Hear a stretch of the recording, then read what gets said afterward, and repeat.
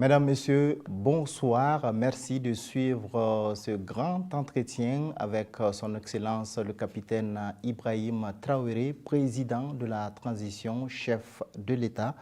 Bonsoir, Monsieur le Président. Bonsoir. Pour cet entretien, je suis accompagné par Innocent Soulaman, journaliste à la télévision Canal 3. Bonsoir, Innocent Soulaman. Bonsoir. Bonsoir, Monsieur le Président. Bonsoir. Chers téléspectateurs, trois principaux points seront abordés au cours de cette grande interview. Il s'agit notamment de la guerre contre les groupes armés terroristes, des réformes de l'État et de la gouvernance et bien entendu des questions de développement. Monsieur le Président, merci de nous recevoir au palais de Koulouba pour parler de la situation nationale et de la conduite de la transition. Aujourd'hui, plus de 7 mois après votre arrivée au pouvoir, comment vous vous sentez avec cette tâche titanesque de reconquête du territoire national? Merci à vous. Comme vous l'avez si bien dit, une lourde responsabilité, une tâche titanesque, et due au contexte sécuritaire difficile. Mais nous rendons grâce à Dieu parce que jusque-là, nous tenons bon et nous pouvons dire que nous sommes galvanisés et l'espoir est là parce que à l'analyse de la situation actuelle et vu donc l'itinéraire emprunté, donc nous sommes rassurés, nous sommes convaincus que nous sommes sur la bonne voie et vu aussi ce que le peuple nous laisse voir, ça nous motive. Alors justement, lors de votre première grande interview avec la presse, vous affirmiez que la guerre n'a pas encore commencé. C'était en début février. Aujourd'hui, où en sommes-nous? La guerre a-t-elle commencé? Merci. Je vois qu'il y a eu beaucoup de polémiques autour de la question. Je peux dire aujourd'hui que nous sommes à l'introduction. Nous avons introduit la guerre. Voilà. Des phases plus intenses viendront. Mais pour l'instant, ça a été introduit, comme ce que vous pouvez constater avec des opérations ça et là. Mais des phases plus intenses viendront au fur et à mesure que nos capacités opérationnelles et surtout logistiques vont monter. Justement, ces derniers temps, l'armée mène régulièrement des frappes aériennes contre les positions des terroristes. La guerre est-elle seulement aérienne? Non, la guerre n'est pas seulement aérienne. Mais c'est plusieurs phases que je ne peux pas vous décrire ici. C'est tout un plan qui est là. Et il y a une phase importante. Et chaque étape, vous allez aussi sentir les changements. Aujourd'hui, certes, il y a beaucoup de frappes aériennes, mais au sol, les troupes progressent. Et comme vous pouvez le constater très souvent, ils sont à l'offensive vers l'ennemi. Et donc, ce n'est pas uniquement aérienne. Mais nous avons besoin aussi de cette phase aérienne pour le renseignement et l'appui. Justement, Monsieur le Président, parlons justement donc de la guerre et de sa notion. Beaucoup vous reprochent justement donc cette stratégie, la guerre, elle est coûteuse. Comment vous expliquez aux Burkinabés cette option? Mais la guerre, nous ne l'avons pas choisie. Elle nous a été imposée et nous la ferons. La guerre n'est pas coûteuse, elle n'est pas plus coûteuse que nos vies que nous perdons. Donc, il faut la faire. C'est la seule option qui est là. Voilà. Je ne sais pas si vous avez d'autres options, mais pour nous, c'est la guerre. On nous a attaqués, on se défend et nous allons nous défendre. Nous allons défendre notre territoire, coûte que coûte, vaille que vaille.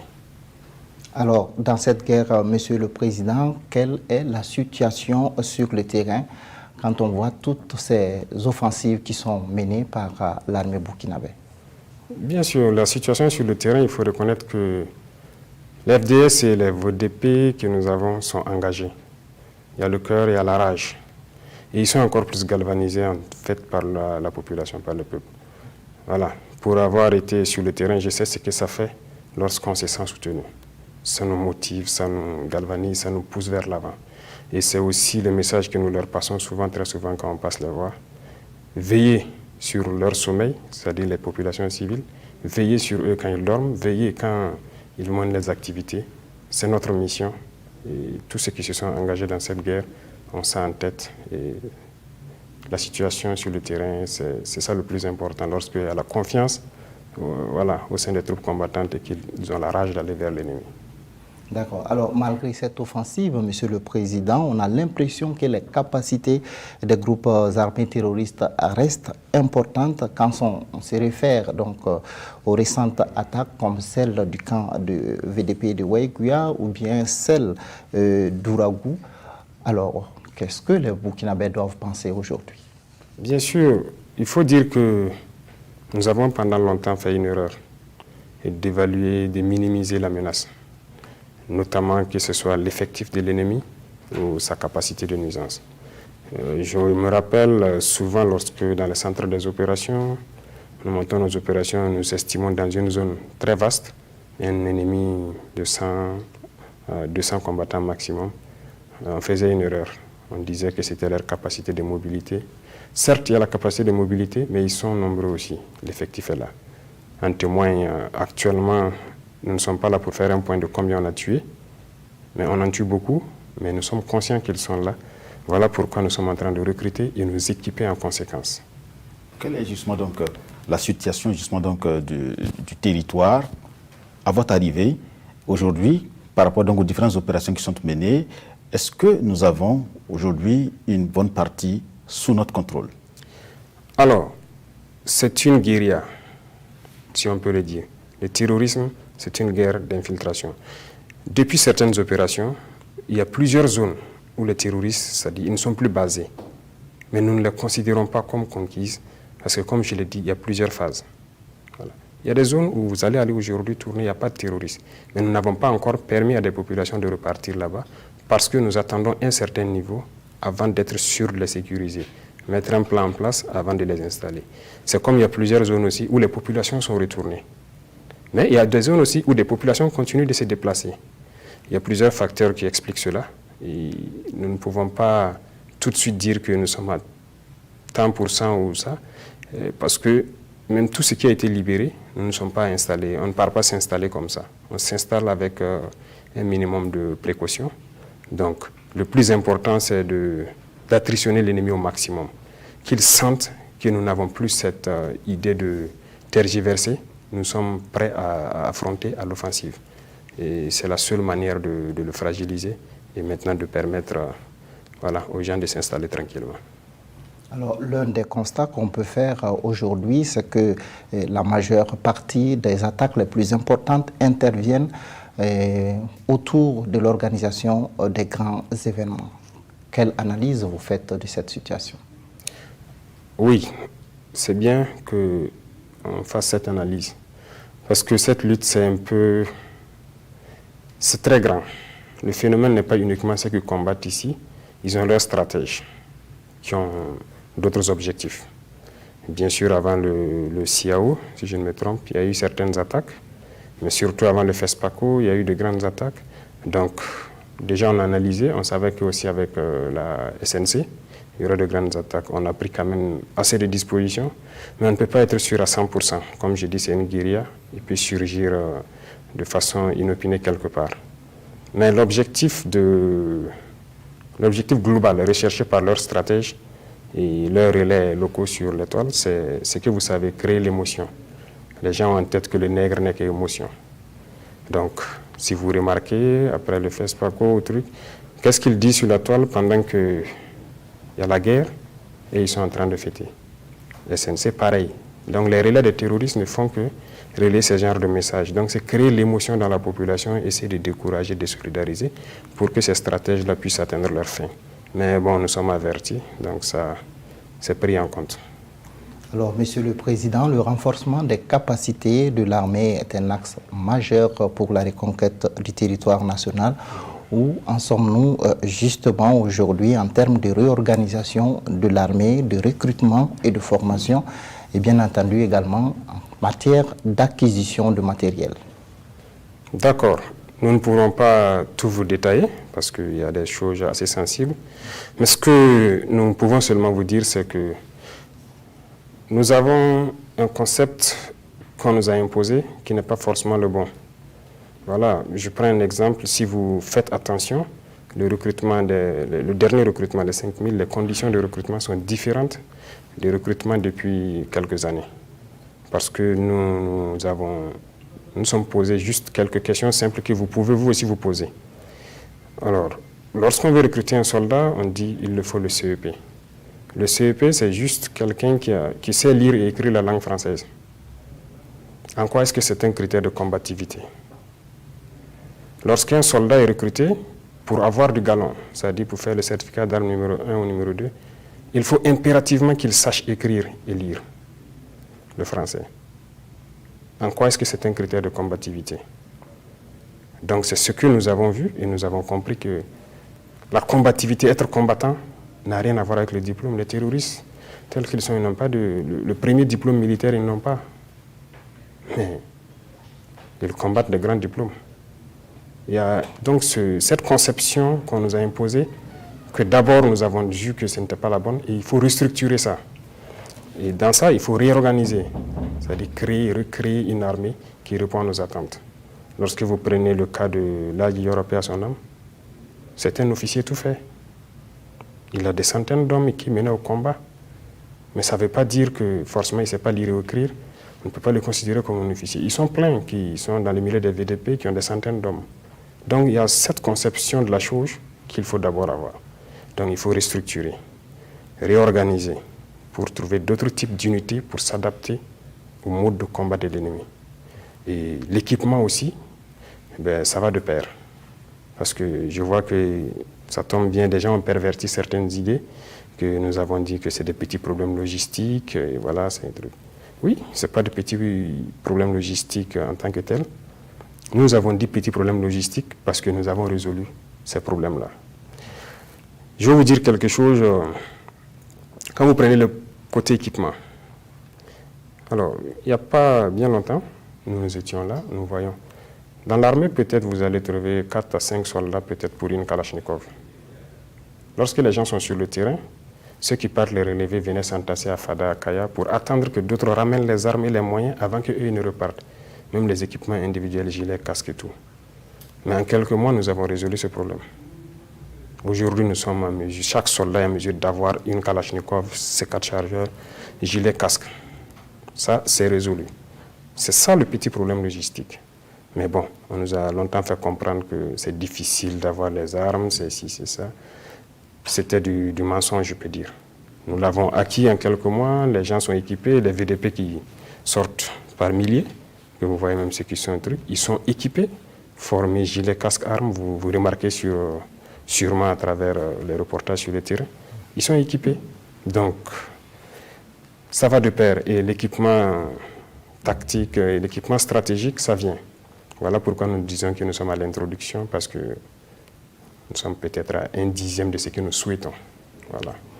D'accord. En termes de réorganisation de l'armée, vous avez procédé à la création donc, de nouvelles régions militaires. Aujourd'hui, est-ce que ce dispositif est opérationnel sur le terrain? Il est en train d'être opérationnel. Voilà. C'est un dispositif qui a été pensé, qui a été mis en place, mais c'est un processus. Comme je vous dis, il y a le problème d'effectifs qui est là, mais les recrutements sont là pour ça, pour combler ce vide. Et au fur et à mesure, et tous, ils seront étoffés pour se mettre en place. Voilà. Nous ne réfléchissons pas aujourd'hui tout de suite, nous voulons mettre une structure, une armée forte, voilà, qui doit pouvoir répondre donc aux besoins donc, de la population. Alors, Monsieur le Président, notre armée aujourd'hui, aussi avec les VDP qui combattent, quel est aujourd'hui le niveau du moral de la troupe et quel est donc le niveau de motivation? Parlons de primes, est-ce qu'aujourd'hui ce sont des questions aussi résolues? Aujourd'hui, vraiment nous pouvons dire les combattants sur le terrain, ils sont motivés. Ils sont plus que motivés, ils sont galvanisés. Et souvent nous parlons même je vois certains qui s'amusent à faire des vidéos, des petites vidéos pour prouver qu'ils sont prêts à combattre, ils sont prêts à défendre leur population et tout. Nous les sensibilisons que ce n'est pas, les réseaux sociaux, ce n'est pas très bien. Mais c'est pour prouver qu'ils sont très motivés. Ils sont très motivés. Et les soldats sont encore plus motivés de voir des populations qui décident de s'engager pour les accompagner. Donc si c'est le moral, ils ont le moral. Voilà. Et ce qui est très important, c'est quand ils voient qu'on est en train d'acquérir, de se soucier du côté armement, de l'équipement et tout ça, ça motive le soldat. Alors, et la question de l'efficacité des volontaires pour la défense de la patrie sur le terrain? L'efficacité, ce n'est plus à démontrer. Ils sont efficaces. Du moment qu'ils acceptent de se sacrifier pour la patrie déjà, c'est plus qu'efficace. Nous leur donnons un b.a.-ba, mais il sera du devoir de ceux qui sont sur le terrain de continuer à les entraîner pour qu'ils deviennent encore plus professionnels. Sinon, les VDP, ils ont fait leur preuve. Il y a beaucoup de localités, vous entendez très bien, ils font leur preuve. Actuellement, ceux qui sont avec nos hommes, c'est mixé. Voilà, ils combattent très bien, et ils sont très courageux, ils sont très efficaces. Voilà. Alors, qu'est-ce que vous pensez justement de ceux qui pensaient que l'option VDP n'était pas la bonne pour le Burkina? Est-ce qu'ils ont proposé notre option? Il ne s'agit pas de critiquer, il s'agit de proposer. L'option VDP, je tiens à vous dire, ce n'est pas nous qui avons d'abord commencé ce concept VDP. Si je sais que vous êtes bien au courant. Voilà, ce concept VDP existait, mais nous avons trouvé que ce n'est pas la meilleure façon de faire. Nous avons décidé de nous impliquer plus. Les VDP étaient formés et laissés à eux-mêmes. Et nous avons jugé que ce n'était pas la bonne formule. Il faut qu'ils soient accompagnés. Aujourd'hui, les VDP, les militaires, les autres forces, police, gendarmerie, ils sont mixés. Donc les VDP ne manœuvrent plus seuls. Donc ils sont accompagnés. Donc si quelqu'un dit que ce n'est pas la bonne formule, peut-être que c'est la formule ancienne de laisser seuls aller faire ce qu'ils veulent. C'est ça la bonne formule? Je ne sais pas. Mais c'est la bonne formule. Et nous tirerons beaucoup de combattants. Je vous ai dit que c'est une porte d'entrée dans l'armée. Voilà, de ces VDP, tous ceux qui souhaiteront intégrer, nous allons les intégrer. Parce que c'est des combattants, c'est des patriotes. Justement, qu'est-ce que vous pensez du niveau de mobilisation des Burkinabés en faveur donc du fonds de soutien patriotique, qui est un fonds qui est destiné en tout cas à équiper et à soutenir les VDP sur le terrain? Je suis satisfait. Et vraiment, c'est tout ce qui nous motive en fait. Lorsqu'on sent que le peuple a pris conscience et qu'ils ont décidé de prendre leur destin en main, ça nous motive et ça motive encore plus les soldats sur le terrain. Je vais vous dire quelque chose, il n'y a pas longtemps, il y a un chef de détachement qui a pris fonction, donc qui a relevé un autre. Il m'a laissé un message que j'ai lu et je l'ai appelé immédiatement. Il me disait qu'il arrivait dans ce village et les villageois là-bas ont cotisé, venu le remettre pour qu'ils transmettent, pour mettre dans le fonds de soutien des VDP. Et lui, il était très ému. Et quand il m'a dit, moi aussi j'étais très ému. Je me suis dit, mais comment ces gens aussi éloignés, dans cette situation sécuritaire délétère là-bas, ces soucis de cotiser pour le fonds de soutien patriotique. Et ils sont nombreux dans la brousse qui ont des difficultés parce que pour les ravitailler, on prend souvent assez de jours pour aller les ravitailler et tout ça. Ils vivent difficilement, mais ils contribuent. Donc, n'en parlons pas de ceux qui sont en ville. On a pris beaucoup de mesures, on a instauré certaines taxes et tout. La population a accepté. Donc c'est très satisfaisant. Ça veut dire que les gens ont compris l'esprit que nous devons nous battre nous-mêmes. Et donc nous, on ne peut que saluer ça. Malgré justement donc cette mobilisation aussi, vous aviez décidé, à travers un décret donc, de faire la mobilisation générale et la mise en garde. Est-ce que vous pouvez nous expliquer pourquoi cette option déjà? Oui, la mobilisation, la mise en garde, je pense que c'est des dispositions légales donc, que l'autorité peut être amenée à prendre en fonction de la situation. Voilà. Cette mobilisation, je pense qu'il y a eu une conférence du directeur de justice militaire qui a expliqué. Voilà. Je ne dirais pas que c'est différent de la mobilisation qui existe déjà, mais bon, ça accompagne. Parce que nous sommes en guerre et je vois souvent certains qui parlent de qu'on va brimer les libertés, ainsi de suite, de nous interpeller. Il ne s'agit pas de ça. Voilà.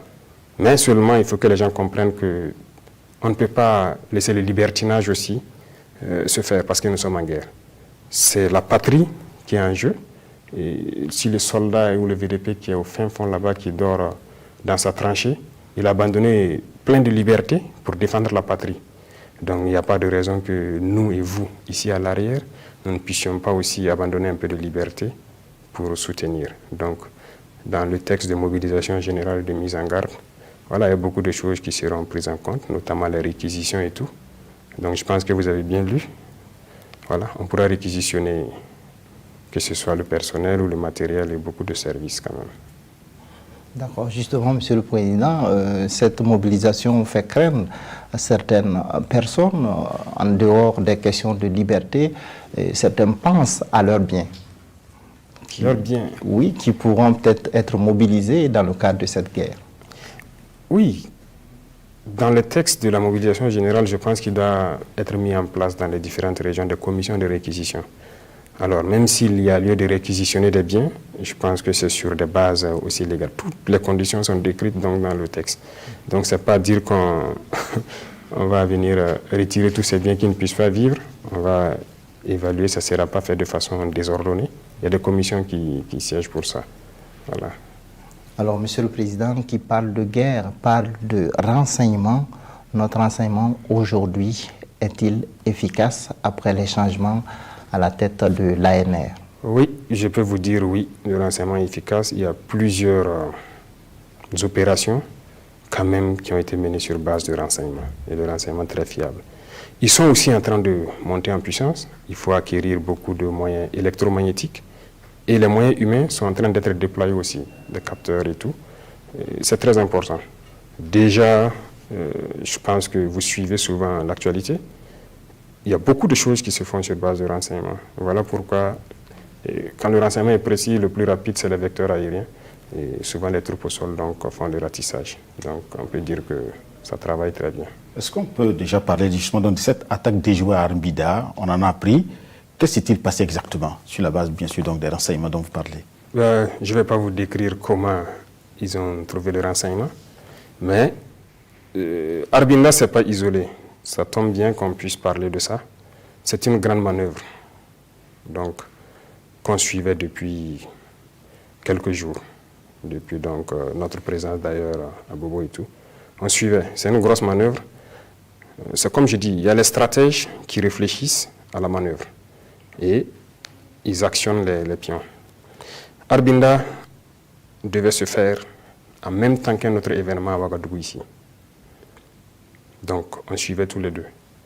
Ici à Ouagadougou, moi je n'ai pas pu suivre, mais je sais que d'autres services ont suivi.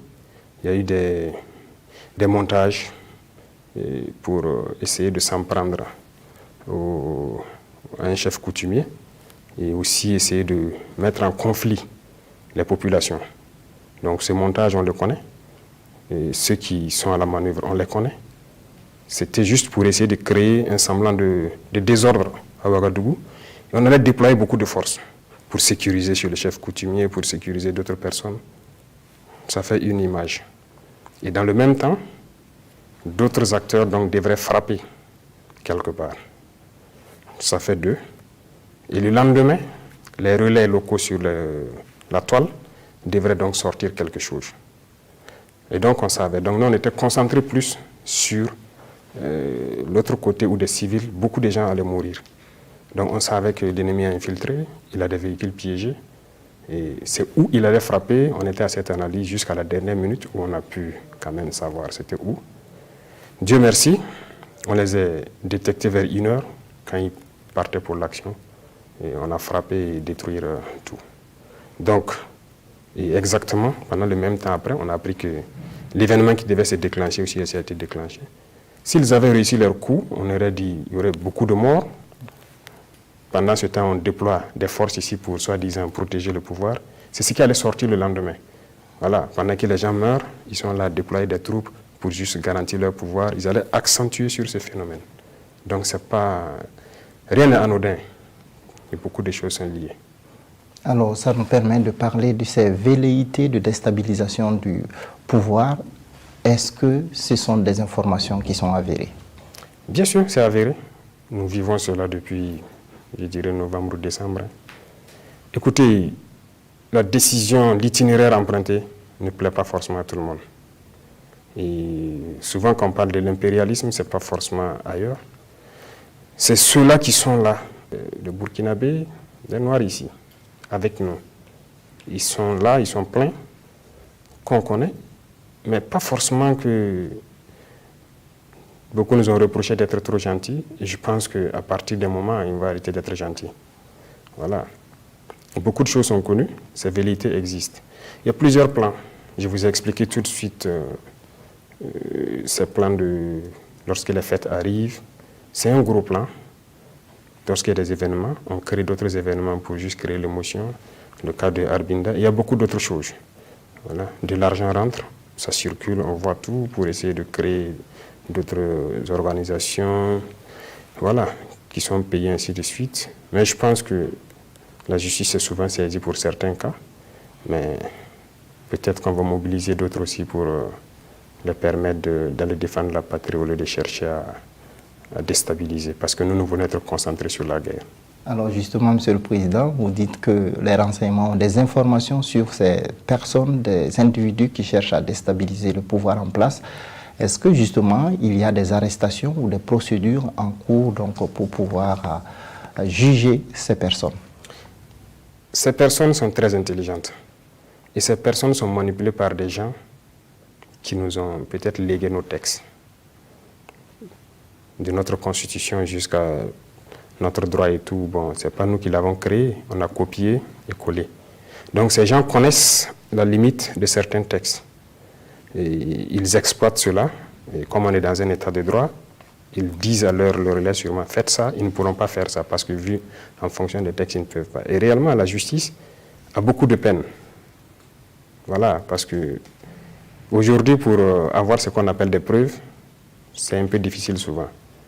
Mais quand cela ne tient, nous avons acquis un certain nombre aussi d'équipements techniques qui nous permettent d'avoir les preuves. Donc, sûrement dans les jours à venir, vous verrez, vous allez découvrir sûrement beaucoup de visages et tout. Voilà, donc ça existe.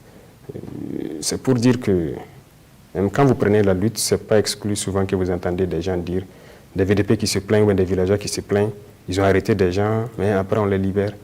Oui, on arrête. Lorsqu'on nous alerte, on arrête, on remet aux EPJ. Mais s'il n'y a pas de preuve, parce que le villageois ne pourra jamais filmer le gars avec une Kalachnikov ou un truc, c'est ce que le terrorisme même exploite, nos textes. Il sait que tant qu'on n'a pas de preuves tangibles, on ne peut rien faire. Et donc beaucoup de gens sont arrêtés, mais libérés à la suite. Mais bon, ce n'est pas la faute à ceux qui arrêtent ou bien la faute à la justice. Ils se basent aussi sur nos textes, donc ça fait partie des réformes aussi. Et pourtant, on vous accuse de ne pas observer bien sûr donc des procédures sur les droits de l'homme. Les droits de l'homme. Je ne savais pas que j'étais accusé de ne pas observer des procédures. Je suis en train de l'apprendre. Sinon, si on ne respectait pas les droits de l'homme, il y a quand même plusieurs personnes qu'on avait déjà arrêtées, hein, beaucoup de personnalités, si on peut le dire ainsi. C'est parce qu'on laisse la justice faire son travail vraiment que voilà. Mais je vous ai dit, si certains débordent trop et que ça peut jouer sur la patrie, comme ce qui est en train d'arriver actuellement, nous allons nous excuser et en vertu donc d'autres textes tels que la mobilisation générale, nous allons permettre à d'autres d'aller défendre la patrie au lieu de trucs. Sinon, nous sommes de grands défenseurs des droits de l'homme. Les droits de l'homme, ça commence par quoi? Le droit à la vie. Nous sommes des soldats et tous ceux qui se battent, leur mission première, c'est quoi? C'est de protéger la vie. Si on nous dit qu'on ne respecte pas les droits de l'homme, ça c'est un peu malhonnête. Justement, Monsieur le Président, cette question nous permet d'aborder le sujet sur les allégations de violation des droits de l'homme actuellement au Burkina Faso avec la dernière attaque donc, qui s'est produite à Karma. Alors, qu'est-ce qui s'est-il exactement passé dans ce village situé à une vingtaine de kilomètres de Waïkouya? Alors, je vais profiter donc témoigner toute ma compassion aux victimes de Karma et à toutes les victimes du terrorisme. Ce n'est pas la première fois que ça arrive et je pense que actuellement, si je ne me trompe, le DGM et d'autres membres de l'exécutif sont en train de rencontrer certaines structures pour les expliquer un certain nombre de choses. Et aussi les dossiers qui sont déjà à la justice militaire et qui font l'objet d'enquêtes. Et les enquêtes sont en cours. On attend que les enquêteurs fassent leur travail et que les gens évitent de tirer des conclusions hâtives. En tant que chef de l'État, quel était votre ressenti quand vous aviez appris justement donc ce drame? Pour ceux qui me connaissent, on est forcément meurtri.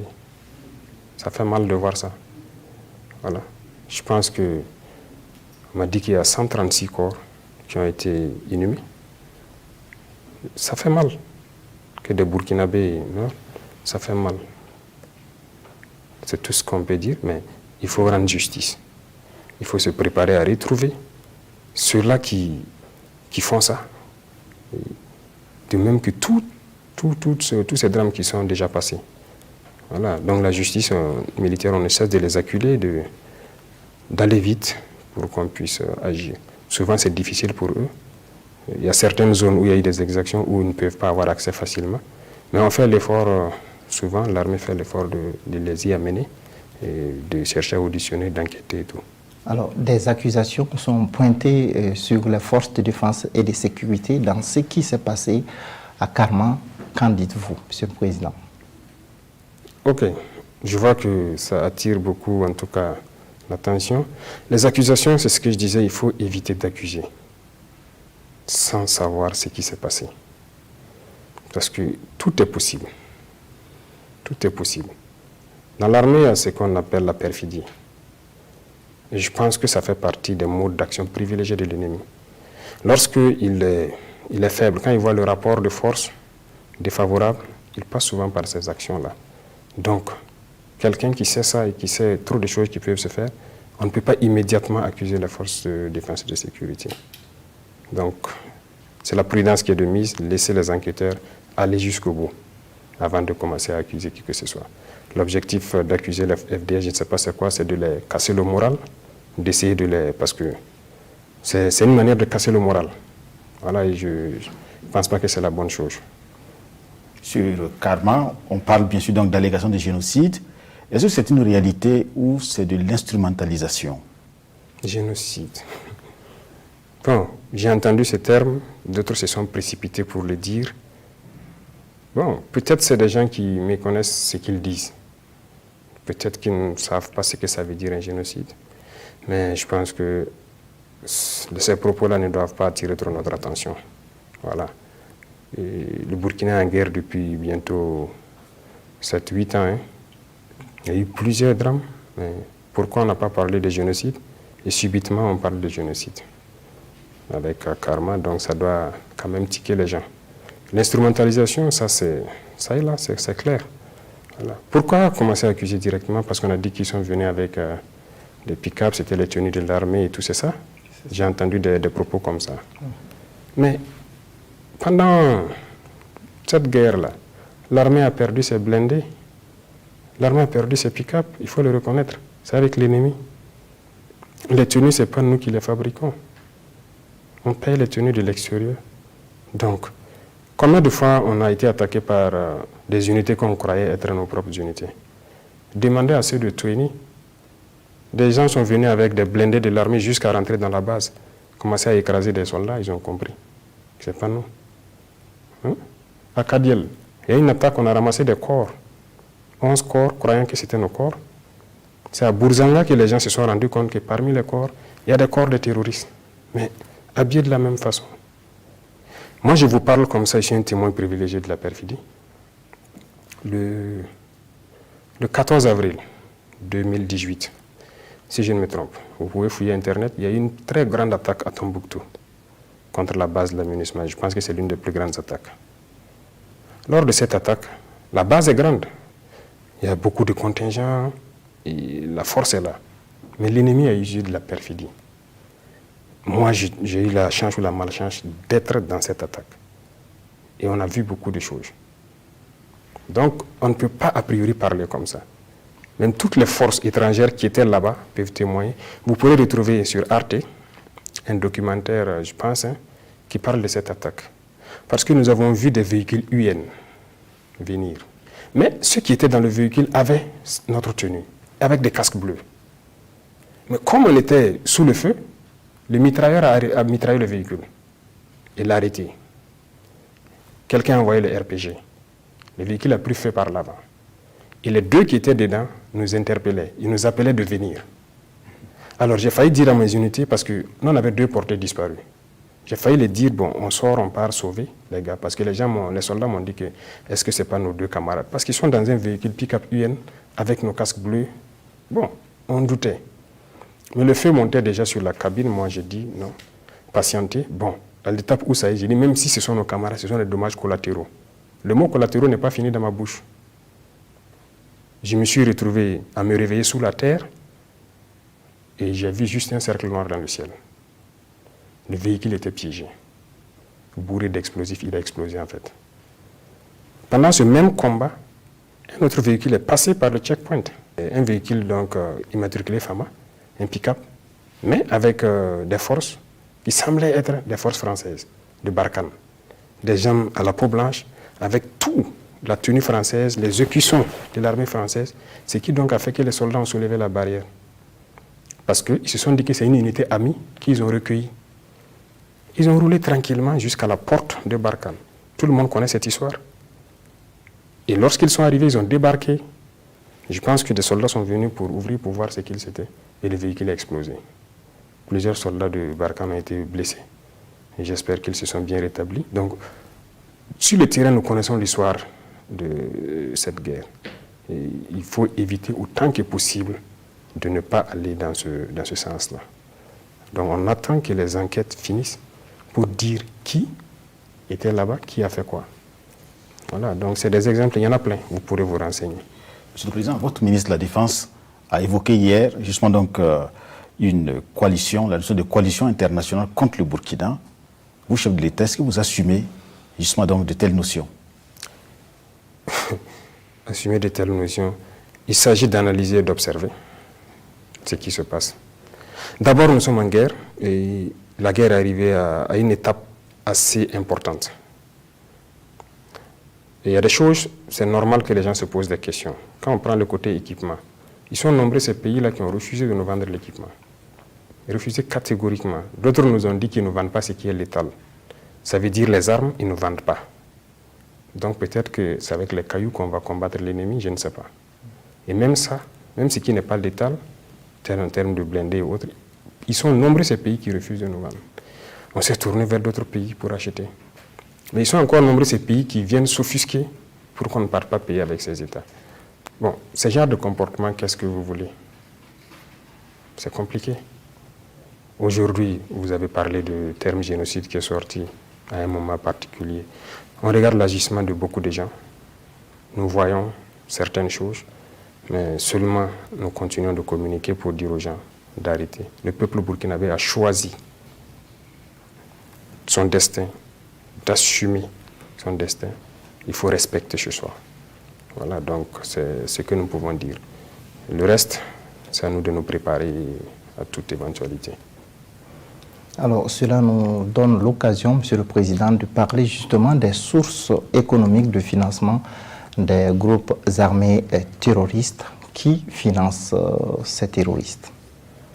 Les terroristes, ils ont beaucoup de sources. Mais au fil du temps, nous découvrons aussi beaucoup de choses. Il y a des nationaux qui les financent indirectement sans savoir. Des gens qui les vendent des choses parce qu'ils payent cher. Ils ont l'argent. Donc, ça, c'est une source. Il y a nos bétails qu'ils vendent à l'extérieur, qu'ils achètent très bien. C'est une source. Il y a l'orpaillage qui est là. C'est une source. Et aussi, dernièrement, on a arrêté des gens à Ouagadougou. On était beaucoup étonnés. Ils viennent par lot entre 30 000 et 60 000 euros. Donc, ils ont cette devise étrangère, tout neuf. Et ces individus étaient venus de Djibo, d'Iguel Djibo, pour venir faire le change à Ouagadougou et repartir. Bon, on se demande donc d'où vient ça. Donc, plusieurs fois, on a intercepté ces cas-là avec des devises étrangères. Et ça se pose beaucoup de questions quand même. Donc, ils ont du financement, ça c'est sûr. C'est sûr. D'accord. Alors, ça nous donne l'occasion aussi de parler de la violation de l'espace aérien par des aéronefs. Ce n'est pas des cas nouveaux. Alors, aujourd'hui, le phénomène se poursuit? Oui, je pense que le ministre en a parlé hier, non?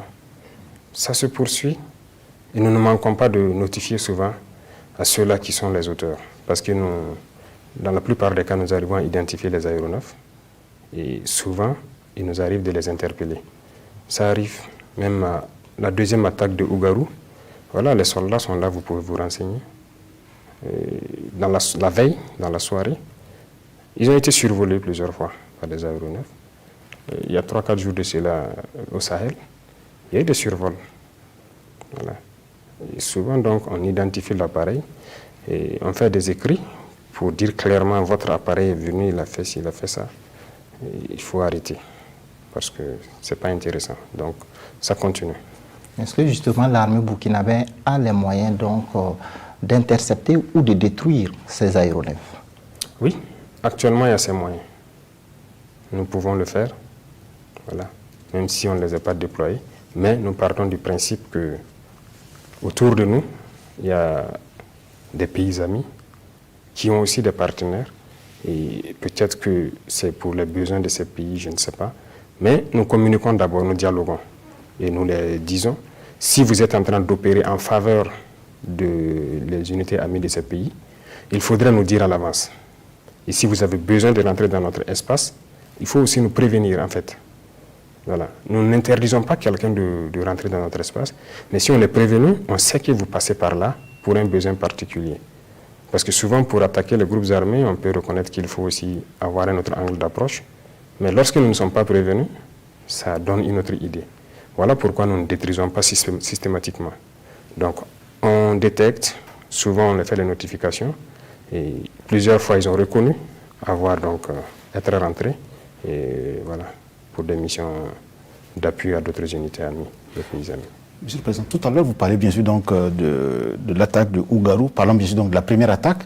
Quand même, Ougarou, c'est dans une zone quand même un peu difficile, beaucoup isolée. Mais quand on regarde donc cette première attaque, au moment où les événements se déroulent, les réseaux sociaux sont inondés sur le bilan. Comment cela se fait-il? Bon, je n'ai pas réussi à suivre, mais quand même, il y a des gens autour de moi qui suivent les réseaux sociaux qui me disent. Et nous avons appris des bilans pas possibles. C'est les relais en fait des terroristes.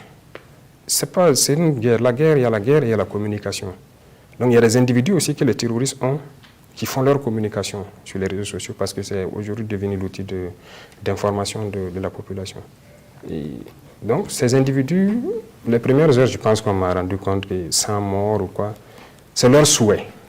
Voilà, c'est cette propagande aussi qu'ils font pour les terroristes. Et bon, j'ai dit, ne tirons pas de conclusion, on reste, on attend ce que l'unité sur place va communiquer parce que des renforts partaient. Donc les renforts sont arrivés, ils ont fait le constat et nous ont envoyé le point. Donc 33, j'ai dit, vous confirmez 33, dit oui. Est-ce que les autres sont présents? Tous les autres étaient présents. Les blessés, est-ce qu'ils sont évacués? Ils sont à Fada. Donc, quand on voit ce qu'ils ont publié au départ, bon, c'est leur souhait. Il y a une façon de minimiser la puissance de feu de notre armée basée à Ougarou. Alors, l'attaque de Ougarou est arrivée, si vous voyez la veille, nous avons attaqué une base importante vers en haut de Kanchari. Et je pense que c'est une réaction à cela. Cette base a été attaquée parce que nous avons suivi pendant plusieurs jours des infiltrations de terroristes venant de pays voisins, donc, qui se sont donc rassemblés là-bas. On savait qu'il y avait des attaques en préparation. On a attaqué la base en premier, donc il y avait d'autres bases. Donc c'est une riposte. Mais on a une capacité de réaction. Voilà. Ils sont revenus, je pense que beaucoup sont actuellement en tout cas en enfer. Voilà, c'est ça le plus important. Et ça fait partie, c'est la guerre. Alors, Monsieur le Président, le Burkina Faso doit s'allier à d'autres pays, à des partenaires en tout cas pour pouvoir peut-être gagner cette guerre. Aujourd'hui, après le départ de l'armée française, qui sont les alliés du Burkina Faso dans la guerre contre le terrorisme? On a beaucoup d'alliés. Voilà. Le départ de l'armée française même ne signifie pas que la France n'est pas un allié. L'ambassade française est là. Mais on a des alliés stratégiques aussi. Voilà. On a de nouvelles coopérations. On a la Russie, par exemple, qui est un allié stratégique. La chance, c'est que la plupart de nos moyens majeurs même sont russes. Et on continuera d'acquérir des moyens majeurs avec la Russie. Vous avez la Turquie qui est un allié majeur. Vous avez d'autres États aussi. Donc, on a beaucoup d'alliés. Seulement les niveaux de coopération diffèrent. Et on va coopérer avec ceux qui souhaitent nous aider dans cette guerre. accepter nous vendre des équipements, accepter nous accompagner. Voilà. Alors, Monsieur le Président, avec la Russie, alors les populations burkinabées attendent ou attendaient beaucoup, en tout cas, de cette coopération. Est-ce que vous êtes satisfait justement de cette coopération militaire avec la Russie? Bien sûr. Je suis satisfait. La coopération existe il y a longtemps. Hein, mais là, on est en train de développer, d'aller plus loin. Voilà. Nous sommes satisfaits parce qu'on arrive à échanger sur ce que nous cherchons comme moyens, et accompagnement et tout. C'est franc. Voilà. On va vous vendre ça, c'est à tel prix. On ne veut pas ça, c'est ci. Nous aussi, on ne veut pas ça, c'est ça. On a des intérêts et on défend toujours les intérêts du Burkina. Peu importe l'allié, c'est d'abord nos intérêts et on regarde ce qui nous arrange. Donc, la Russie, c'est un allié. Alors, on a vu lors d'une des séances du Conseil des ministres le Burkina Faso qui a accordé en tout cas la possibilité pour la Corée du Nord de nommer un ambassadeur au Burkina Faso. Alors, qu'est-ce que vous attendez de ce pays? Bien sûr, c'est la même chose. Notre défi est sécuritaire, mais aussi le développement, parce que les deux partent ensemble. La Corée du Nord a beaucoup de capacités. Voilà. Il faut reconnaître quelque chose. Dans notre armée jusqu'à aujourd'hui, nous utilisons des armes que la Corée du Nord nous avait données dans les années 85, que nous combattons avec. Il faut le leur reconnaître ça. Des armes lourdes nord-coréennes qui sont en service actuellement dans notre armée. Alors si cette coopération, nous souhaitons encore acquérir des armes là-bas pour combattre, il y a beaucoup d'autres domaines où nous pouvons vraiment coopérer. Donc ça aussi, c'est en cours. Sur le terrain, est-ce que par exemple notre armée est appuyée par des forces étrangères? On entend souvent jusqu'à présent, on parle souvent donc de présence de Wagner. Non, notre armée, jusqu'à l'heure où je vous parle, combat seule. Ce sont nos FDS et nos VDP qui combattent. Et d'ailleurs, on n'a même pas fini de former tous les VDP, c'est tout ça, je dis que c'est l'introduction d'abord. C'est pas personne, aucune force étrangère. Le concept de Wagner, c'est un concept, en fait, créé pour dire à certains États d'abandonner le Burkina. C'est tout. Et ils parlent de Wagner. Vous savez combien de pays ont des armées privées? Pourquoi ils ne parlent pas de leurs armées privées? Ils sont nombreux, ces pays qui ont des armées privées, qui nous ont approchés aussi pour vendre leurs services. On a refusé. Wagner aussi, c'est une armée privée. Mais pourquoi se cantonner sur Wagner? C'est juste un concept. Un concept pour dire aux autres de s'écarter du Burkina, de ne pas travailler avec le Burkina, ceci parce que bon, ils ont leurs intérêts géopolitiques et stratégiques. Ça ne nous regarde pas. Pour l'instant, ce sont des forces burkinabées qui se battent jusqu'au jour d'aujourd'hui. Et le reste, on verra bien. Dans la sous-région, quel est bien sûr donc l'état donc des rapports du Burkina avec les pays voisins? Bon, ça va. Les rapports sont bons. Et ce qui nous préoccupe tous dans la sous-région actuellement, c'est la sécurité. Et nous avons plusieurs échanges, nous avons plusieurs rencontres. Je pense qu'avec la plupart des pays, nous avons en vue des opérations. Certes, d'autres même s'impatientent parce qu'ils veulent commencer rapidement, mais nous avons plusieurs fronts. Donc, d'ailleurs, on profite à s'excuser auprès de certains de ne pas aller aussi vite qu'ils le pensent.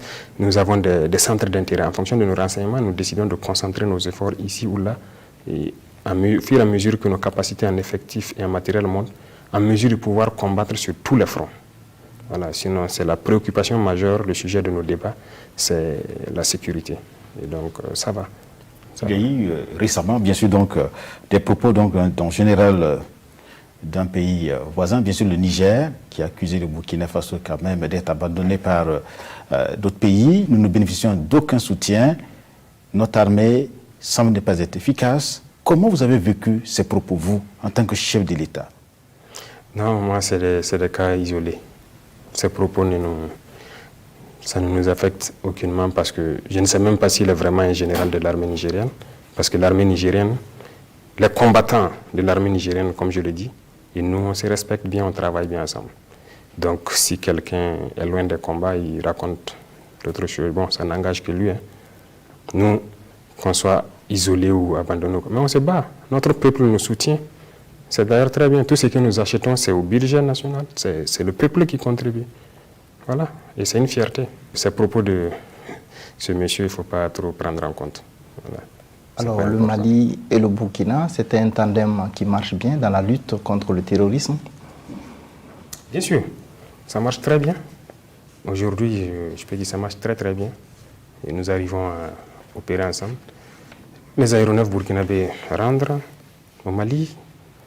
Le renseignement aussi, ça est là, on partage. Les aéronefs maliens rentrent, souvent même quand ils sont fatigués, ils peuvent se reposer à Ouaga ou à Bobo. Et quand ils veulent, ils repartent. Donc, c'est devenu le même territoire. Voilà. Ils peuvent même stationner autant qu'ils veulent ici. C'est le même ennemi qui bouge entre nous deux, donc ça se passe très bien. Voilà, donc il n'y a pas de souci sur ce plan. Alors, Monsieur le Président, on va aborder peut-être le deuxième point de cet entretien. Il s'agit donc des réformes de l'État et de la gouvernance. Justement, sur ce plan, qu'est-ce que le gouvernement de la transition fait sur le terrain pour pouvoir réformer l'État et lutter contre la corruption? Bon, il y a beaucoup de réformes en cours. Et la réforme majeure pour lutter contre la corruption, si vous voulez, c'est la digitalisation. Voilà, déjà, on commence par nous-mêmes, FDS. Je pense qu'il y a une application qui a été testée à Ouagadougou pour ceux qui ont pu circuler, le e-contravention, qui a été créé pour déjà que les citoyens puissent payer lorsque ils sont amendés, si on peut le dire, qu'ils puissent payer directement au trésor à travers une application, que l'argent ne circule pas. Parce que lorsque chaque année le RENLAC fait la publication des structures les plus corrompues, on se rend compte que les porteurs de tenue sont chaque fois en tête. Et on commence d'abord la lutte par là-bas. Il y a bien sûr d'autres secteurs qu'il faut dématérialiser. Ça a été lancé et c'est en cours. Parce que c'est un processus qui avait été bloqué, comme vous avez pu voir les rapports. C'est le seul moyen de lutter contre la corruption, lorsqu'on dématérialise les procédures et qu'on digitalise certains trucs. Donc on est lancé sur ça. Là, ça permet de ne pas pouvoir tricher. Sinon, c'est un phénomène qui détruit quand même notre pays. Donc plusieurs réformes sont en cours dans plusieurs ministères, prenant en compte ce volet-là. Alors, toujours sur ce plan, la cession de certaines mines, notamment celles de Tambao et de Ineta, donc, sont considérées par certaines personnes, certains analystes, comme étant des cas de corruption au sein du gouvernement. Bon, nous avons entendu ces analystes-là. Qu'est-ce qu'ils proposent, ces analystes? C'est trop facile de s'asseoir sur un plateau et débattre de très mauvaise foi, peut-être. Qu'est-ce qu'ils proposent? Quand on prend Inata, Inata est abandonné depuis longtemps. Vous savez qui exploite Inata? Ce sont les terroristes. Peut-être que ça ne plaît pas à ces gens-là qu'on donne Inata à quelqu'un. Peut-être c'est pour ça qu'ils s'offusquent. Sinon, je pense que ça a été clairement, la procédure est claire. Ce n'est pas cédé, le montant même du permis a été diffusé, je crois. Ils vont payer, ce serait les mêmes conditions, ils vont payer les mêmes taxes, l'État a ses intérêts dedans, ils vont faire les infrastructures pour profit de la population. Tout ce qui doit être fait doit être fait. Et d'abord, pour exploiter Inata, il faut sécuriser Inata.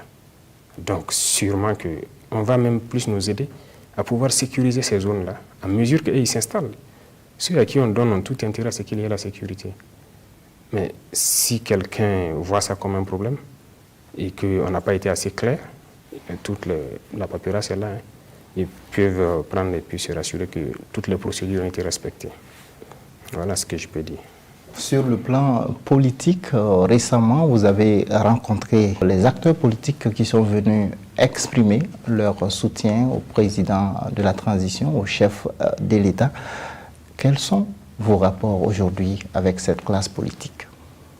Non, c'est des Burkinabés comme tout le monde. On reçoit presque tout le monde, il n'y a pas de problème. Ils sont venus exprimer qu'ils soutiennent. Je dis juste que le soutien doit être sincère. Voilà. Je pense que quand je les ai rencontrés, j'ai dit ça dans la salle. Il ne s'agit pas de proclamer, il s'agit de prouver, de faire. Et j'espère qu'ils vont le faire et soutenir sincèrement. Est-ce que vous avez l'impression justement qu'ils sont sincères? Moi, je ne peux pas avoir l'impression. Si je dis que j'ai l'impression, on va dire que c'est subjectif, c'est pas... Voilà. C'est à eux de me prouver. Il faut qu'ils posent des actes pour prouver qu'ils nous accompagnent. Voilà. Peut-être que si demain, la classe politique cotise pour venir donner que c'est la contribution de tous les partis politiques à l'effort de guerre, je serais très content, j'aurais vu quand même un acte concret. Voilà. Et beaucoup d'autres choses. Qu'est-ce que vous attendez d'eux, concrètement? Qu'ils participent. Je les ai dit qu'ils participent à la lutte contre ces groupes armés. Parce que si nous voulons aller vers les élections, il faut qu'on combatte. Et le plus tôt serait le mieux. Donc qu'ils s'investissent sérieusement. Voilà. Ils ont des possibilités, ils ont des partisans, ils ont tout. Il faut qu'ils s'impliquent. Déjà, en tout cas, certains, lors du recrutement des VDP, certains partis ont dit quand même à leurs militants de s'enrôler et tout. C'est salutaire. Voilà. Certains aussi ont proposé des solutions par écrit que nous analysons, hormis la solution négociation qu'on a mis dans la tête des gens. Ça, c'est hors de question. Voilà. À part ça, toutes les autres options, s'ils ont des propositions de solutions, il y en a qui ont des bras dans la communauté et tout. Ils n'ont qu'à actionner tout ce qu'ils peuvent actionner et participer à la vie. Les réformes aussi, ils vont intervenir parce qu'il y aura une commission où ils vont s'asseoir aussi, que ce soit le code électoral et beaucoup d'autres choses en matière de démocratie. C'est à eux de s'entendre et créer un modèle. Voilà. Alors, vous insistez sur ce point, pas question de négocier avec les terroristes? Non, on ne négocie pas. Il n'y a pas 1 centimètre de ce territoire-là qu'on va négocier. On ne donnera rien, pas 1 franc du contribuable. Si les contribuables nous donnent 1 franc, on préfère payer des armes que de négocier. Je pense qu'on a mis ça dans la tête des gens pour nous garder longtemps dans la guerre. Non. Et ça me permet de rebondir à quelque chose qu'on est obligé de dire, qu'on n'a pas peut-être l'intention. Je pense qu'en 2020, il y a eu des négociations pour tenir les élections. Alors, vous les journalistes, je suppose que vous avez suivi et vous savez ce que ça fait. Peut-être qu'il y a certaines choses que vous ne savez pas, mais nous, en tant que combattants, qui nous fait très mal. On était en détachement en 2020, on a reçu les instructions d'arrêter tout ce qui est opération cinétique. Ça veut dire qu'on ne sort plus de nos bases, on reste statique. Déjà, c'est un mal. Ça fait très mal aux combattants, aux soldats de voir ça. Pire, on a été nargués. Les terroristes nous ont nargués. Demandez à ceux qui étaient à Kelbo en son temps. Ils ont appelé des villageois à les montrer l'argent dans des valises, de venir dire aux militaires que voilà, le gouvernement ne peut pas les combattre. Ils négocient avec eux, ils ont même donné l'argent. Voilà ça, ils sont venus nous dire. Donc de venir dire aux militaires et aux VDP de déposer les armes. Les gens sont vivants, vous pouvez vous renseigner. Et ceux qui forçaient sortir en son temps, il y a des militaires qui ont été punis. Ceux qui étaient à Bourzanga, ils sont témoins. Les VDP ont été attaqués, ils ont eu 3 tombés. Le détachement est sorti pour aller les aider à ramener. Ils ont été attaqués. Ils n'ont pas été appuyés, et pire, on a dit qui les a dit de sortir. Plusieurs personnes ont connu cette situation. Ça a fait tomber la combativité. Donc les militaires étaient découragés. Ils ne savaient plus c'est quoi ce problème. Et ça persistait tellement que les gens partent en détachement pour juste s'asseoir. Voilà le premier problème que ça a amené. Deuxièmement, l'argent qui a été donné aux terroristes, parce que ça, les gens ont vu. Voilà, même ceux qui sont à Djibo aussi peuvent témoigner. Les véhicules qui venaient nettoyer puis continuer vers Nassombo avec des valises. Voilà, peut-être à l'armée de l'air, vous aurez des preuves. L'argent est sorti. Ils ont pris cet argent, ils se sont équipés. Ils se sont bien installés. Et c'est à partir de ce moment que nous avons commencé à entendre des voix d'enfants au poste. Parce qu'ils ont payé beaucoup de transmissions, ils ont créé un réseau. Et une fois que le réseau a été bien créé, bien stabilisé, ils ont commencé à détruire tous les pylônes. Nous, nos populations ne peuvent plus nous alerter. Et eux, puisqu'ils ont un autre système de communication, et ils ont commencé à détruire tout le système de communication qui existait. Troisième chose négative, ça a coupé le lien entre nous et les populations. Vous imaginez, on vous dit, c'est interdit de sortir. Vous êtes assis. Les populations vous appellent. Et Naba, ils sont ici, ils sont ici, ils sont ici. Vous avez interdiction de sortir. Vous êtes obligé de faire semblant de tourner. Le lendemain encore, ils vont dire, 3 jours, 4 jours. Qu'est-ce qu'ils commencent à nous dire? Que quoi? Sirkabe Zabra Pouin. Voici la phrase. Qu'il n'y a pas de vérité dans notre combat. Et ils voient les gars, ils nous appellent, on ne vient jamais. On ne peut pas dire à ces populations-là qu'on a interdiction de sortir. Mais on est là, chacun est là dans son détachement. Et finalement, les gens voyaient, ils ne nous disent plus. Parce qu'ils se disent qu'on les dit, ils ne viennent pas. Pourquoi ils vont nous dire? Il y a eu beaucoup d'effets. Voilà ce que négocier donne. C'est juste déplacer le problème. Il n'est pas question de négocier. On va combattre. Voilà. Il n'y a pas de temps mort pour quelqu'un. D'accord. Vous avez tout récemment parlé de négociations et d'élections. Justement, en ce qui concerne les élections, est-ce que cela reste toujours une priorité pour la transition à l'heure actuelle? Vous avez dit transition. Donc on doit transiter vers ça. Mais en attendant, c'est la guerre. Il faut combattre. Et quand les conditions s'y prêtent seulement, on y va. Si demain même nous pouvons découvrir le maximum de bases et détruire tout, en tout cas anéantir carrément la capacité de ces gens. Mais après demain, vous organisez vos élections. Je pense que la CENI est active dessus avec une partie de l'exécutif. Donc, nous, pourquoi on combat? On combat pour aller vers ça, pour permettre au peuple de faire son choix et permettre aussi à ceux qui veulent être élus de ne pas se limiter uniquement au grand centre, d'aller vers les populations. Aujourd'hui, si on prend l'instant aujourd'hui, on ne peut pas faire la campagne sur tout le Burkina. Donc, les élections, c'est à l'issue de ce processus. Comment est justement donc l'évaluation de la feuille de route de la transition, surtout avec la CEDEAO qui suit effectivement donc ce point? Alors, ce volet, je pense que la CEDEAO devait mettre en place donc un mécanisme de suivi. Et ça n'a pas été pu. Ils devaient se réunir. Sinon, le mécanisme de suivi, donc ils ont tout écrit. Ils devaient venir donc pour mettre ça en place, mais à un moment donné, leur calendrier ne les a pas permis de venir. Sinon, il y a un mécanisme de suivi de la transition qui existe en fait sur papier. Et la CEDEAO va suivre tout le calendrier, toute la feuille de route. Et au moment venu, à chaque étape, je pense qu'ils vont venir échanger avec nous pour nous dire, nous sommes à telle étape, est-ce que. Voilà. Donc, on est à l'écoute. Alors, Monsieur le Président, justement, est-ce que l'élan actuel de reconquête du territoire national aujourd'hui permet de respecter le calendrier de la transition? Surtout qu'avec à la prise du pouvoir, vous aviez déclaré que le calendrier prévu jusqu'en juin 2024 était large et qu'on pouvait tenir les élections après justement donc la sécurisation. Compléter la phrase, c'est notre souhait. C'est votre souhait. De le faire bien avant. Voilà. Et ce qu'on souhaite, on a même souhaité, si on peut le faire tout de suite, le plus tôt possible, et que nous retournons d'où nous sommes venus. Donc c'est le souhait. Et qui ne souhaite pas que ça finisse tout de suite?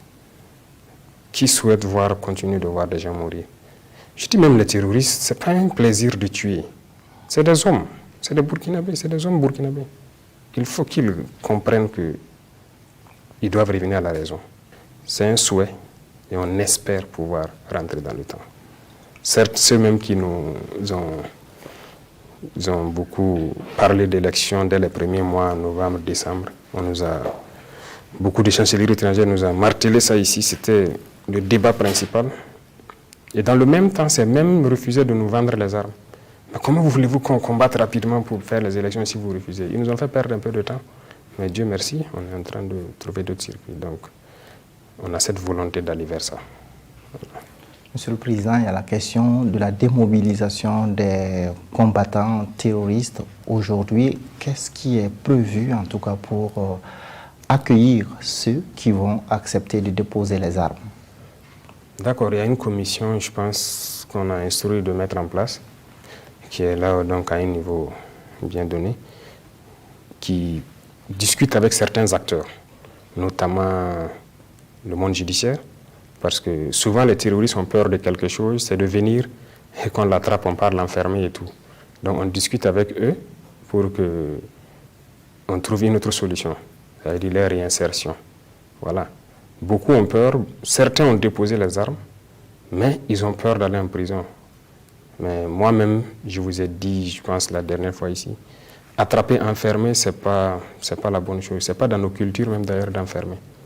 Voilà, c'est la pire crainte de certains terroristes. Parce que d'autres sont démobilisés, dont parmi eux des enfants. Voilà, on a même des enfants de 14 ans dans les rangs qu'on a pris. Donc il y a un processus qui est en cours, il y a cette discussion avec le monde judiciaire. Il faut mettre en place des structures, c'est-à-dire qu'ils ne peuvent pas être démobilisés aussi, venir s'asseoir et se regarder. L'oisiveté est mère de tous les vices. Il faut les trouver des activités. Dans ce sens, dans certaines zones, on est en train de vouloir créer des zones de pâturage avec de l'agroforesterie, c'est-à-dire des arbres fourragers qu'on va essayer de faire quand même, délimiter des zones et en faire des zones de pâturage parce que ces arbres sont bien donc pour les animaux.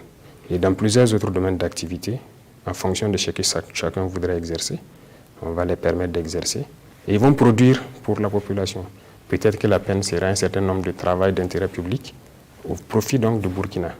Voilà, on est en train de voir, même pour les prisonniers qui sont en prison actuellement, j'ai dit au ministère de la Justice de voir donc avec voilà, nos magistrats pour qu'on puisse mettre à profit la peine travail d'intérêt public au lieu de prendre enfermé dans le noir et on nourrit, voilà, ça nous fait perdre assez quand même. Dans ce sens-là, qu'attendez-vous justement donc des leaders communautaires? Bien sûr, on a eu beaucoup de rencontres, hein. Certes, souvent ce n'est pas médiatisé, on a eu beaucoup de rencontres. L'attente c'est à eux de faire revenir à la maison, d'assurer. Ces questions sont revenues justement. Certains ont dit qu'il y en a qui veulent revenir mais ils ont peur d'aller en prison. On dit non, il faut les rassurer qu'il y a une commission qui est en place, qui discute avec le monde judiciaire pour trouver une solution, pour que ça ne soit pas ce qu'ils pensent. C'est pour les réinsérer et trouver autre chose. Donc les leaders communautaires doivent jouer ce rôle-là, de pouvoir faire revenir à la maison beaucoup d'enfants qui sont égarés, qui sont partis là-bas sans savoir de quoi il s'agit, ou bien par pauvreté ou truc, qu'il y a des possibilités de revenir. Et on a créé le centre d'appel. Certes, il y a les alertes qu'on a souhaité que ça vienne là-bas maintenant, mais il y a aussi ceux qui appellent par ce numéro-là pour déposer les armes et tout. Et les leaders communautaires aussi sont au courant. Donc leur travail, c'est d'inciter les jeunes qui n'en peuvent plus de rester dans la brousse, qui se sentent égarés, qui ont envie de revenir, de revenir. Et nous donnons toutes les garanties de pouvoir les encadrer et les reconvertir. Voilà. Monsieur le Président, que pensez-vous de ces Burkinabés qui ont de la difficulté à accepter que l'on puisse accueillir des terroristes, des gens qui ont tué d'autres Burkinabés? C'est vrai que ce sentiment d'accueillir des gens qui ont tué d'autres Burkinabés, ça existe, ça peut exister. Mais il s'agit de la communication. Voilà. Il faut qu'à un moment donné, les gens parlent de pardon, de tout. S'il accepte de reconnaître son tort, qu'il était sur le mauvais chemin, beaucoup avouent. Ils disent tout ce qu'ils ont fait comme mal, ils regrettent et tout ça. S'il est prêt à travailler pour produire pour cette population-là, je pense que si on explique, si on arrive à bien communiquer, les gens pourront pardonner. Voilà. Les gens ne sont pas forcément aussi méchants que ça. Alors, parlons à présent des questions de développement. Alors, le gouvernement de la transition travaille sur plusieurs chantiers, notamment des programmes en matière d'agriculture, la bataille de l'eau et justement le secteur de l'élevage. Quelles sont vos actions prioritaires dans ces différents domaines? Non, c'est comme vous le constatez, nous avons dit que le développement, c'est la cause, l'une des causes de cette guerre aussi. Pourquoi on a pu instrumentaliser les jeunes? C'est parce qu'ils n'ont rien à faire. Et ils ne mangent même pas leur faim. Quelqu'un qui n'a pas à manger, c'est compliqué. Donc voilà pourquoi nous avons mis l'accent sur l'agriculture, l'élevage et l'accès à l'eau potable. Et ça doit permettre de résoudre beaucoup de problèmes. On a beaucoup de programmes d'agriculture qu'on a lancés et il y a aussi l'APEC qui va prendre en compte beaucoup de projets communautaires dans le sens de l'agriculture et de l'élevage. Pour l'eau, on a déjà lancé une centaine de forages, mais on voit que c'est minime parce que vraiment le manque d'eau au Burkina est criard. Donc nous allons continuer autant que possible pour chercher à creuser le maximum de forages, réhabiliter le maximum de barrages pour permettre aux gens de travailler. Parce qu'on a beaucoup de barrages les digues ne sont pas bien, c'est en train de céder un peu partout. Il faut reprendre tout ça. Et c'est uniquement au bord de cette eau. Pendant longtemps, on a fait les barrages posés, mais en fait, ce n'est pas exploité. Donc nous voulons exploiter sous ces paramètres-là et permettre quand même aux Burkinabés de manger à leur faim. Les questions d'infrastructure sont également des priorités pour le gouvernement de la transition, la construction de routes. Je pense vous avoir dit à un moment donné que j'étais témoin privilégié du départ des hostilités à Djibo. J'y étais depuis 2014, si je ne me trompe pas, où les jeunes manifestaient pour la route, par exemple, Djibo-Kongossi. Et comme il n'y avait pas de solution, s'il n'y a pas de route, on ne peut rien exporter. C'est-à-dire, ils produisent, mais ils ne peuvent pas envoyer vers la ville. Il n'y a pas de route. Ça pourrit, ils font quoi? Ils ne peuvent rien faire, ils n'ont rien, ils n'ont pas de revenus. Donc la route participe même à cette guerre. Et ça va désenclaver beaucoup de zones. Beaucoup de gens sont dans certaines zones, ils produisent, mais par la route, ils ne peuvent pas accéder. Donc on a décidé de lancer plusieurs routes. Les routes de Fada-Matiakwali jusqu'à la frontière du Niger, Fada-Bogandé, la route de Titao, on souhaite aller jusqu'à Djibo, pourquoi ne pas continuer jusqu'à Dori tant qu'on aura le financement. Kongossi, Djibo aussi, ça a commencé. Les études, il fallait réévaluer les études, ils viennent de finir cette phase, donc les travaux sont en train d'être lancés. Et au sud, à l'ouest, il y a beaucoup de routes que nous avons commencé et que nous allons continuer de réaliser. Voilà.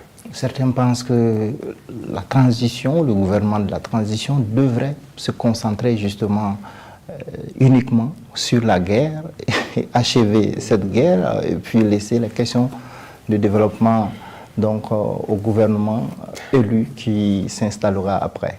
C'est la conception qu'ils ont de la guerre. La guerre, c'est un tout. Il y a les armes, mais aussi le développement. Et l'infrastructure fait partie. Je vous prends l'exemple d'une route au Mali que j'ai connue. La route Tombouctou-Gundam.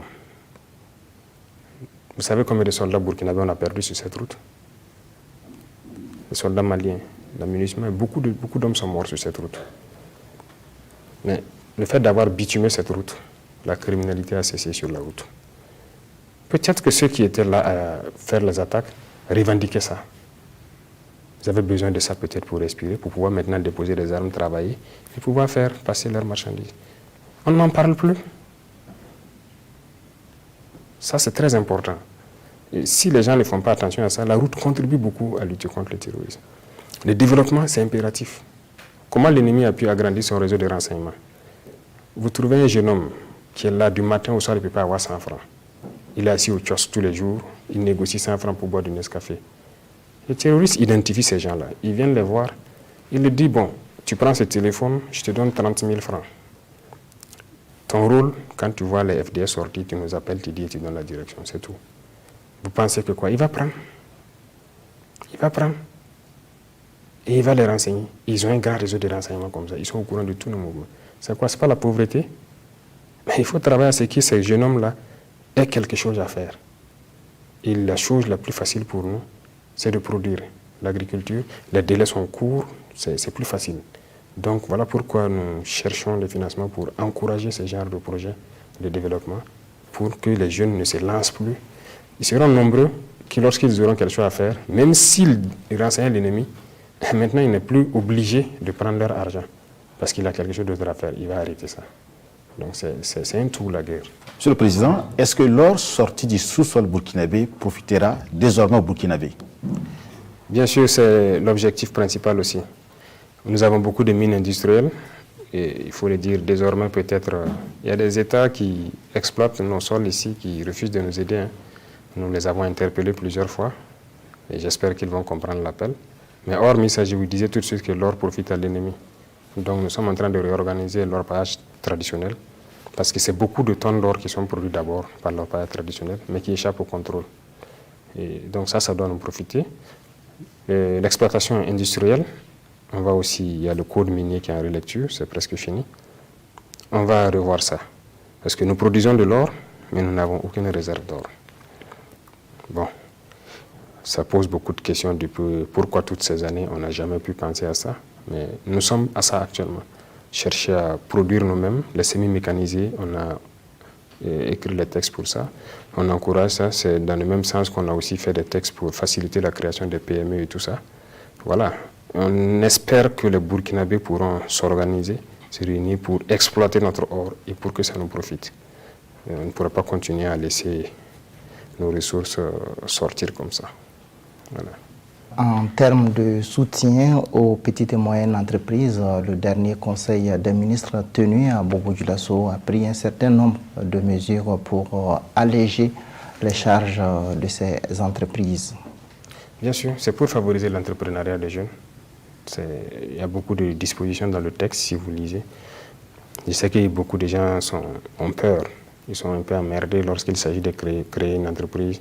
Le droit d'enregistrement, le TVA, les 2 premières années, ce n'est pas évident de bien fonctionner. Donc le ministère des Finances a fait une évaluation où vient un certain nombre de taxes qu'on a tout annulé pour permettre aux jeunes de pouvoir créer librement des entreprises et de pouvoir grandir parce que c'est un secteur quand même qui va employer beaucoup de gens. Donc c'est l'idée comme ça, c'est l'objectif. Alors Monsieur le Président, nous sommes quasiment à la fin de cet entretien. Alors, que pensez-vous aujourd'hui de la mobilisation citoyenne autour de la transition? À quelques centaines de mètres d'ici, il y a des groupes de jeunes qui veillent jour et nuit sur la transition. Est-ce que vous êtes au courant? J'ai appris ça. Je ne vais pas dire que je ne suis pas au courant. Et je passe souvent aussi par le même... vous voulez parler du rond-point? Oui. Je les vois. Et je suis touché quand même. Je suis touché parce que c'est ça qui nous motive, c'est ça qui motive tous les combattants sur le terrain. Quand ils savent que le peuple est mobilisé derrière, ça ne peut que vous encourager à travailler pour le peuple. Parce que nous n'avons que de compte à rendre qu'au peuple. Et nous ne ferons que ce que le peuple souhaite. Donc s'ils ont compris notre mission, ils ont compris la trajectoire, eh bien nous sommes très contents. Donc cette mobilisation, on salue et on dit aux gens de continuer à maintenir la flamme et de veiller. Parce que l'impérialisme beaucoup de plans dans son sac. Donc, on salue cela. Aujourd'hui, quel message vous avez à l'endroit des Burkinabés à cette étape de la guerre et de la reconquête du territoire national? D'abord, le message, c'est que les gens puissent se mobiliser et veiller sur ce qu'on est en train d'entreprendre. Inviter certains Burkinabés à être prudents et à se départir des manipulations. Parce que il y a d'autres qui sont là, qui ne prient actuellement que de voir le chaos. Et on invite ces individus-là à se départir. Il y a beaucoup de choses que nous savons. Il ne faut pas qu'ils croient que nous ne savons pas. Nous savons et nous n'avons pas peur. Et si jusque-là on observe certains, il y a une limite à toute chose. Ces individus qui sont en train de chercher à perturber pour attirer notre attention ailleurs pendant qu'on doit être concentré sur la guerre, et bientôt, je pense que ça doit s'arrêter. Et ceux qui continuent de soutenir, nous les remercions et nous les encourageons dans ce sens-là. Parce qu'ils soutiennent la transition, mais c'est surtout les combattants sur le terrain qui doivent libérer cette patrie-là, qu'ils soutiennent et ça les motive, ça les galvanise. Merci. Merci à vous, Monsieur le Président, d'avoir répondu à l'ensemble de nos questions. Innocent Souleymane, merci donc de l'accompagnement pour cet entretien. À vous, chers téléspectateurs, merci d'avoir suivi cette interview avec le chef de l'État. Restez en compagnie de nos programmes.